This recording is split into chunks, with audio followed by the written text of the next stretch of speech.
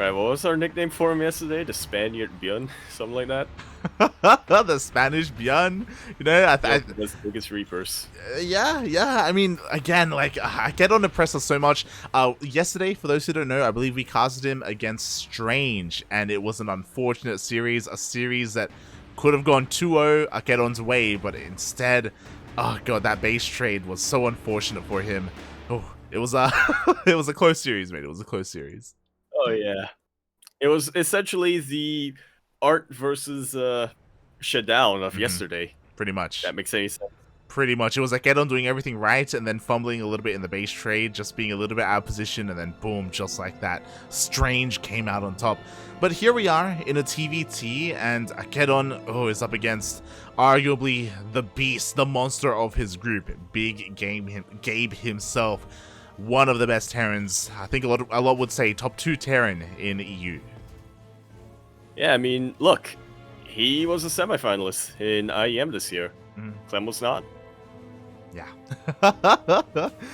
Exactly. HeroMarine is one of the best in all of Europa. It is our first time casting him here on the B stream, and we'll see if AqueroN can do anything crazy. Already starting a little bit strangely here, did throw down his first racks hidden in his main base, but HeroMarine actually made a beeline for it, and he scouted it. He saw everything.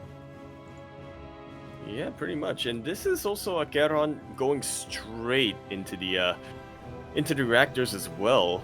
So not even a safety Reaper to come out here. He is going to be looking to be pretty aggressive, but I believe this delays the starport by a bit. I'm not too sure on that one. We'll have to keep our eyes peeled on the production tab. Yeah, you could argue that AqueroN was a little bit vulnerable to the first Reaper, but if HeroMarine had committed and sent his Reaper to try and like delay the CC or into the mineral line, he would have lost it because AqueroN would have come out with 2 Reapers. So it's very smart here for HeroMarine to turn around and go back home. Because of that, he's gonna make sure he's able to keep his units safe here at home, keep his base up and running as well.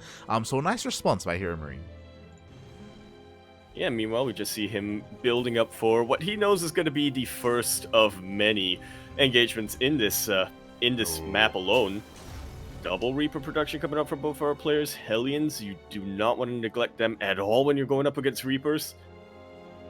This is the most anti-Reaper unit that I think Terran has at their disposal. Pretty much. The armies are pretty similar to each other, but of course it will come down to the control and the positioning here. How well are both players able to avoid their units clumping up and taking damage from the Hellions? Ooh. Up! Yeah, there was a really nice position from HeroMarine a little bit earlier, but unfortunately he does clump up a bit. Most of his Hellions are still alive, and the defender's advantage will pull through. But it feels like an engagement that was closer than it should have been for either side.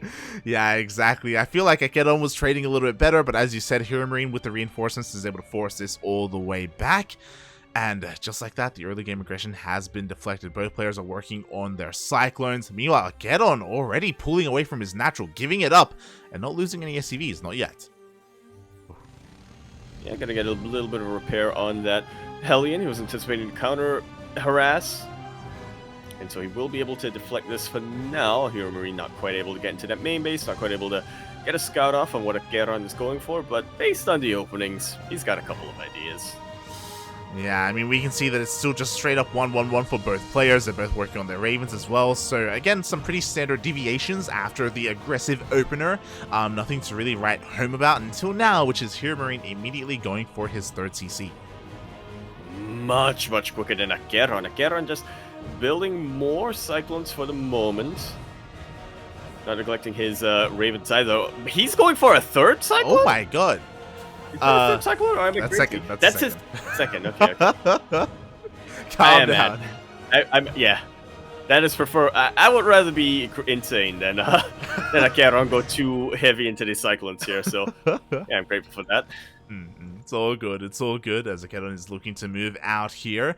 And you know, there's always potential with damage here with his Cyclones. You know, maybe getting a lock on something like a Raven or a stray unit is able to take down one of these Reapers. But this does give eyes to HeroMarine. He's well aware of the army's position.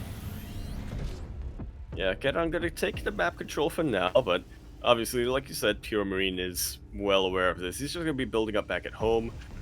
Until eventually one of them pushes out. HeroMarine, he is a Terran player who loves his timing attacks.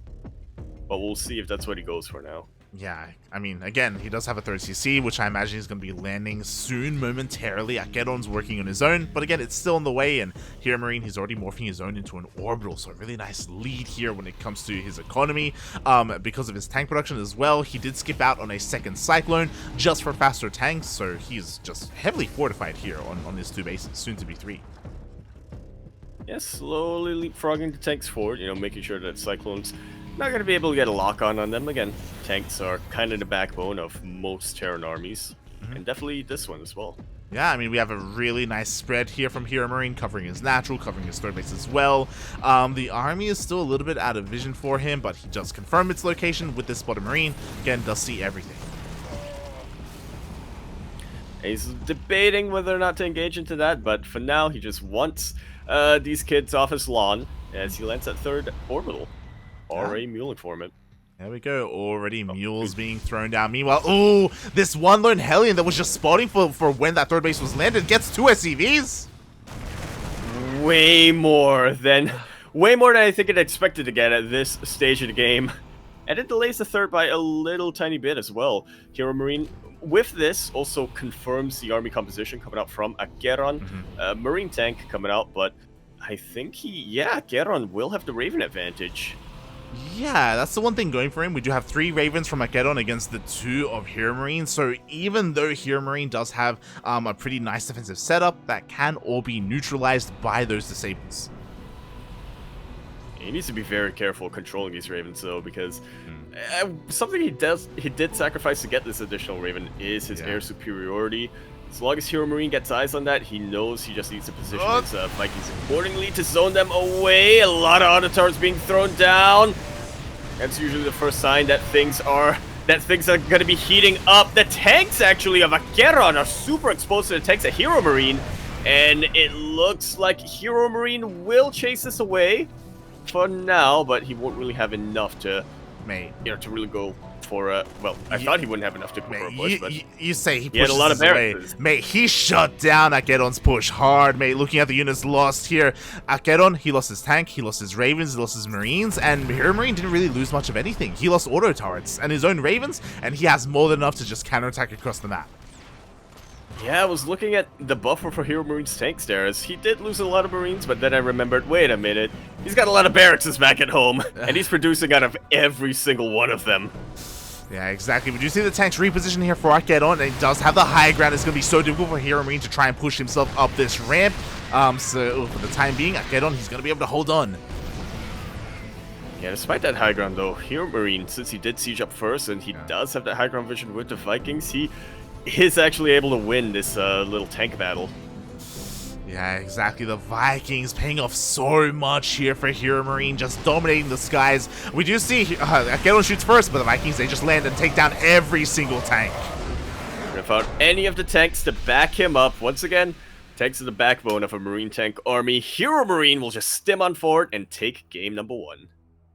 Exactly. GG, HeroMarine just sneaking out that third CC so quickly, not really getting punished for it either. And you could also argue that AqueroN was maybe being a little bit too safe and a little bit too defensive here after the opening, kind of Hellion battle that we had. Again, getting like additional Cyclones that didn't really need, and like trying to force himself into HeroMarine's defensive position was questionable. Yeah, to say the least. Obviously, he did have a lot of Ravens, so there was a lot of potential there, but you never want to... I guess it just really is a testament to HeroMarine's positional awareness. It did look like... Because it did look for a little bit there that AqueroN got a bit of a drop on him. His tanks were a little bit more spread out, but once the dust settled, more tanks for siege for HeroMarine than were for AqueroN. Yeah, he was pre-siege. The other interesting thing about that push as well that I was taking note of is that HeroMarine had stim, AqueroN didn't. It was it was interesting. Like I was looking, I was like, man, HeroMarine is just ahead in so many different like aspects of this game. It was crazy to see, and the only thing that AqueroN really had for him was just that additional Raven, which again he gave up air superiority for that. So yeah, that was an impressive TVT from HeroMarine, mate. That was crazy. It absolutely was. I'm thinking with that Raven, because I'm kind of theorizing because there are definitely scenarios where that additional Raven, you know, a couple more auto turrets or a couple more disables will help out the army, but again, it's just so dependent. You were mentioning it, you give up the air superiority for that.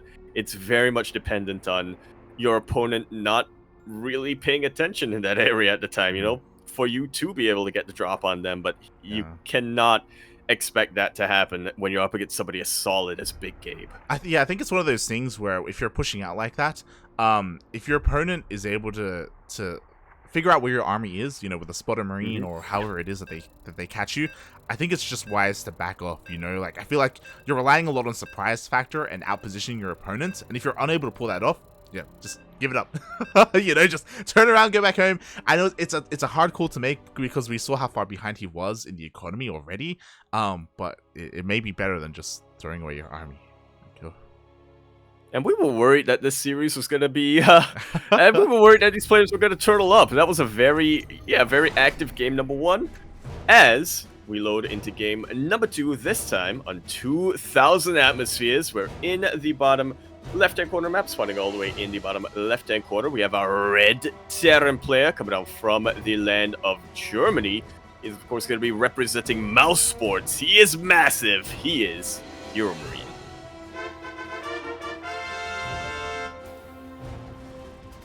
And spawning in the top right-hand corner of 2,000 atmospheres LE, we have the Spanish Terran player himself. He is blue, representing CSO Esports. It is AqueroN.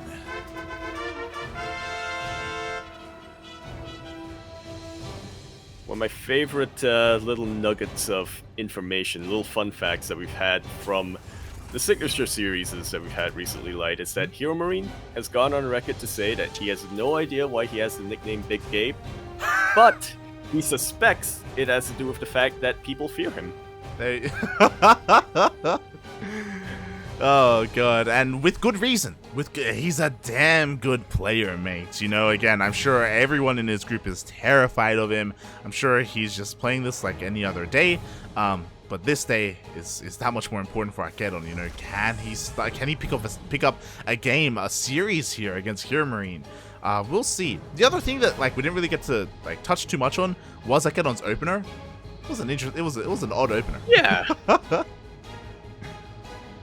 Yeah, I mean, I'm very much used to a lot of the sort of Chinese Terran players, specifically Coffee, going for mass Reapers and reacted Reapers and stuff like that in TVTs, but you know, usually even if you are going for a reacted Reaper opening, you still get that one safety Reaper initially, and you do still get that one safety Reaper initially just to make sure that you don't get caught with your pants down. Thankfully for AqueroN, HeroMarine didn't decide to commit to his initial Reaper and, you know, delay any of the tech or the buildings, but things could have gone very differently if he did.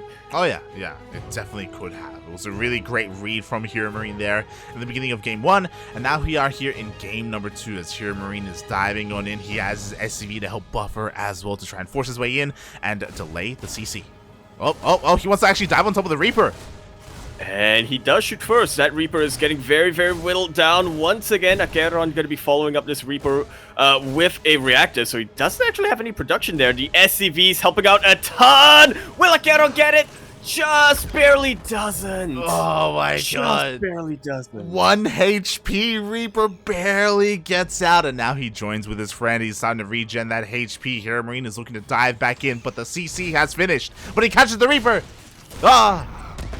Huge pickoff right now. AqueroN kind of ceding the map control to HeroMarine for the time being. There's a lot that can be done with Hellions, both back at home and across the map. Yeah, exactly. HeroMarine, he doesn't want to throw away his Reapers here, not now against these Hellions, so he will turn around and go back home.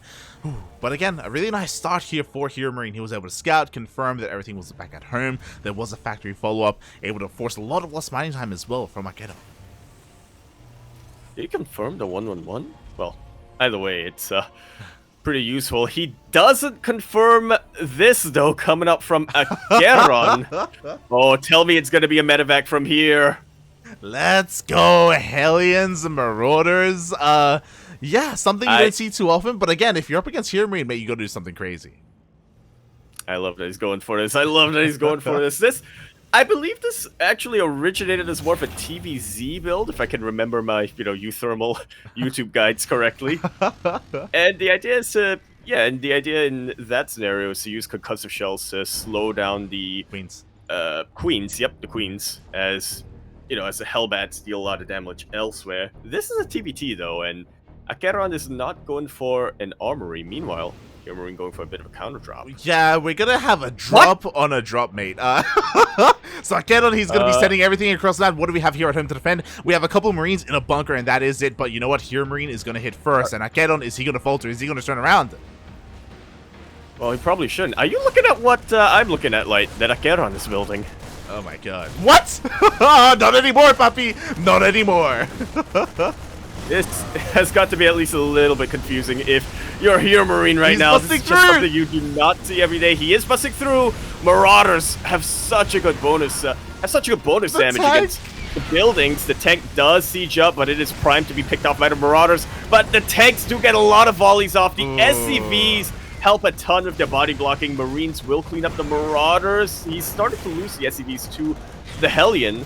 But at the same time, across the map, AqueroN is losing a lot. There is literally nothing for him. Boys, mate. The boys are being pulled. A single Hellion returns back home and sees everything on fire. A couple more Hellions are coming out just barely. It looks like AqueroN may be able to hold on, but he has lost far too much. GG is called. And HeroMarine takes that series 2-0.